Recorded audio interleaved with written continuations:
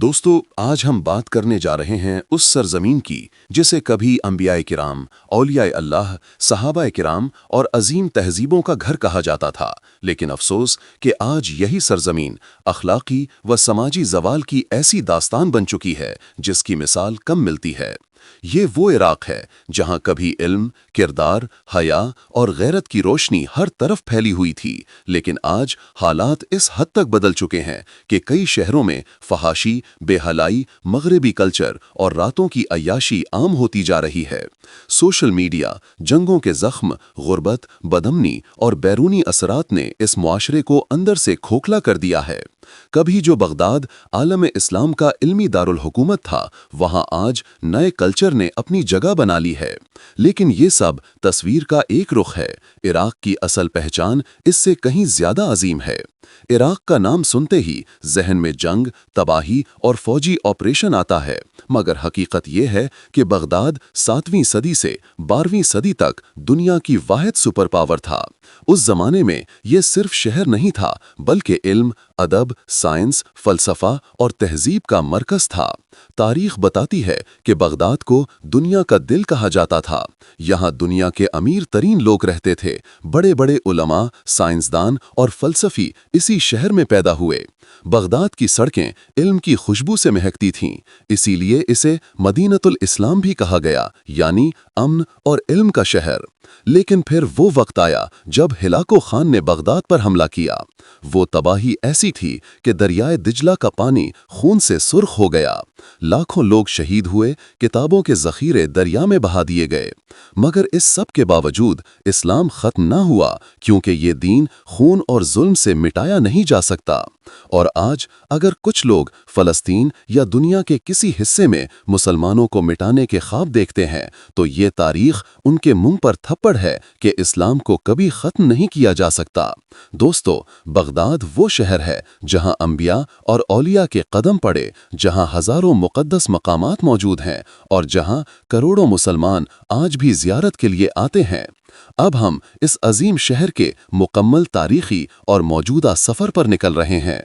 दोस्तों, तारीख के औराक पलटें तो मालूम होता है कि बगदाद सिर्फ एक शहर नहीं था, बल्कि वो मीनार था जिससे इल्म का नूर पूरी दुनिया में फैलता था। 7वीं से 12वीं सदी तक दुनिया की सबसे मजबूत, तरक्की याफ्ता और मुहज़्ज़ब तहजीब का मरकज़ यही शहर था। आज का जदीद यूरोप जिस इल्म, फ़लसफ़े, मेडिसिन और साइंस पर फ़ख्र करता है, उसकी बुनियादों में बगदाद की मेहनत शामिल है। 762 ईस्वी में अब्बासी खलीफा अबू जाफ़र मंसूर ने बगदाद की बुनियाद रखी और इसे अमान का शहर करार दिया। इसके बाद हारून और रशीद और इमाम मामून के दौर में बगदाद वो शहर बन गया जहां दुनिया के हर कोने से तलबा, उलमा, फलसफी, साइंसदान और मुतरजमीन सीखने के लिए आते थे। यहाँ कायम था बैतुल हिकमत, ऐसा इल्मी मरकज जहाँ यूनानी, ईरानी, रूमी, सिरियानी, इब्रानी और हिंदी जबानों की किताबों का अरबी में तर्जुमा होता था। यूं मुस्लिम साइंसदानों और मुफक्किरीन ने दुनिया के लिए इल्म के दरवाजे खोले।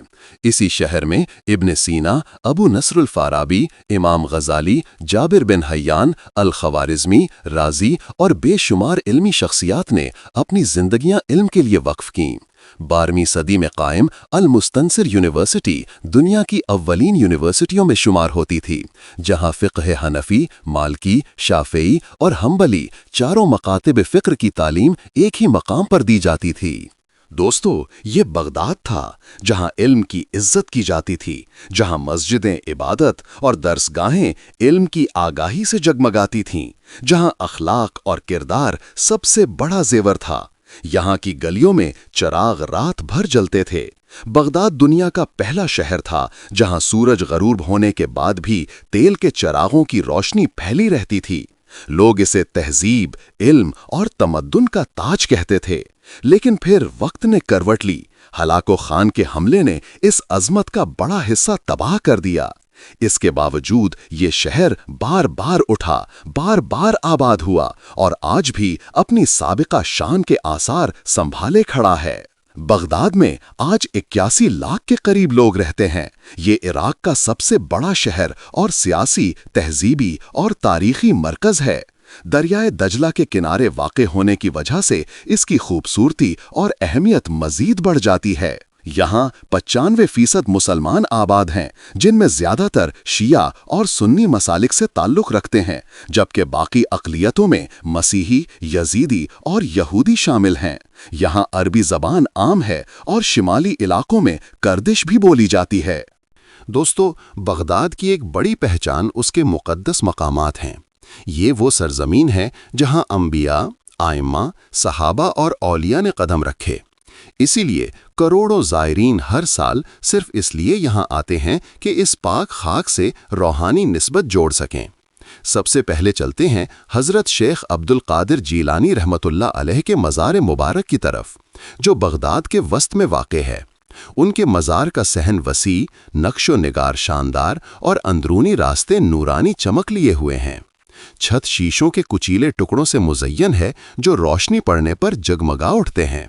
हर रोज़ हज़ारों ज़ायरीन यहाँ सलाम पेश करने आते हैं।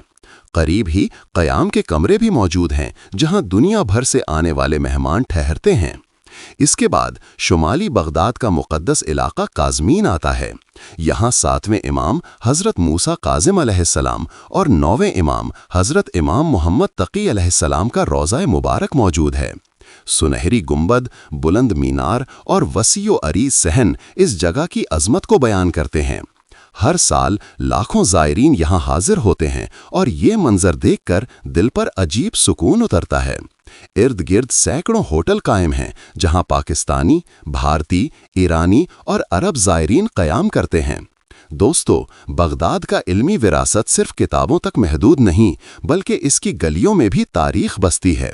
दरियाए दजला के करीब वाक़ कदीम इस्लामी यूनिवर्सिटी आज भी अपनी पुरानी शान के साथ खड़ी है। इसके कमरे, महराबें और राहदारियाँ उस ज़माने की तालीम और तहक़ीक़ का पता देती हैं, जब यहाँ दुनिया के ज़हीन तरीन लोग पढ़ते थे। इसी शहर में इमाम आज़म अबू हनीफ़ा रहमतुल्लाह अलैह की मस्जिद और मज़ार भी मौजूद है। लाखों मुसलमान इनकी फ़िक़्ह पर अमल करते हैं और इनके मज़ार पर आकर इल्म और रूहानियत दोनों का फैज़ पाते हैं। मस्जिद अंदर से निहायत खूबसूरत है। सुतून, रोशनदान और सहन सब इसकी अज़मत के गवाह हैं। चलें अब बढ़ते हैं बगदाद के ओल्ड टाउन की तरफ। यहाँ की अल मुतनब्बी स्ट्रीट खास तौर पर मशहूर है, जहाँ किताबों की दुकानें, कदीम अशिया, अरबी खुशबुएं, रिवायती नमकों और पुरानी यादगारें आपको एक मुख्तलिफ दुनिया में ले जाती हैं। लोग शाम के वक्त यहाँ बैठकर चाय पीते हैं, मौसीकी सुनते हैं और अपनी सकाफत से जुड़े रहते हैं। दरियाए दजला के किनारे वाक़े अबू नवास स्ट्रीट बगदाद की नाइट लाइफ की पहचान है। यहाँ लोगों की चहलकदमी, बैठकें, रोशनी और दरिया का मंजर इस शहर की खूबसूरती को चार चांद लगा देता है। यहाँ लोगों की चहलकदमी, बैठकें, रोशनी और दरिया का मंजर इस शहर की खूबसूरती को चार चांद लगा देता है।